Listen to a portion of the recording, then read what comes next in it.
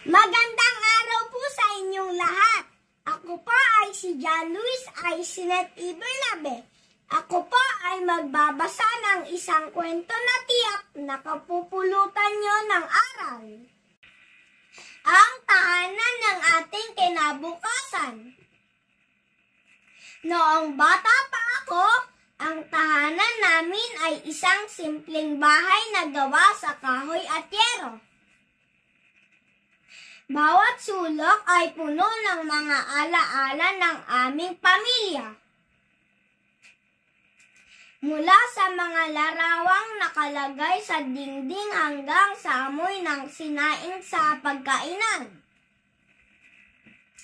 Isang araw, dumating ang isang kaibigan na may bago at modernong bahay. Napansin ko ang kanyang mga gamit na high-tech at ang kanyang malalaking bintana na nagbibigay daan sa mas maraming liwanag. "Wow! Ang ganda ng iyong bahay," sabi ko sa kanya. Ngunit sa puso ko, may kirot. Iniisip ko, hindi kaya mas masaya ang buhay sa ganitong klase ng bahay?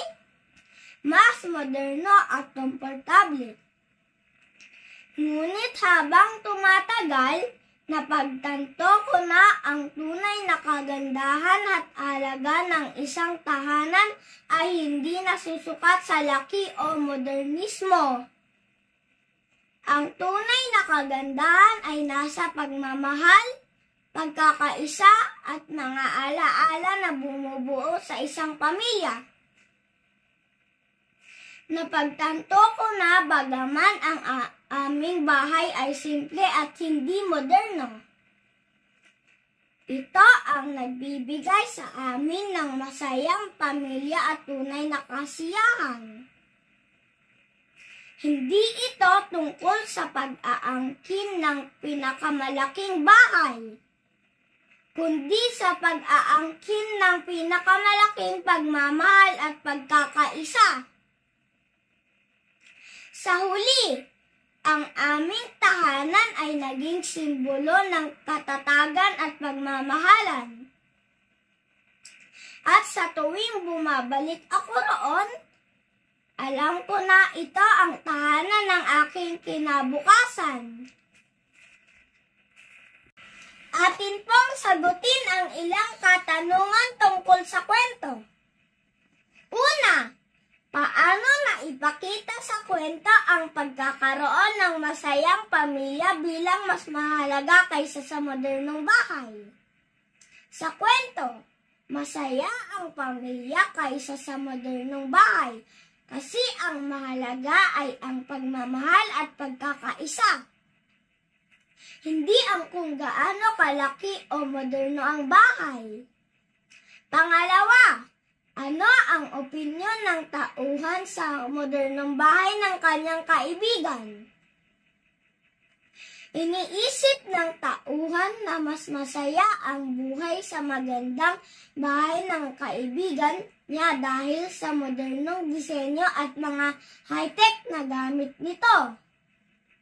Pangatlo, ano ang katotohanan na napagtanto ng tauhan tungkol sa kanyang opinyon sa modernong bahay?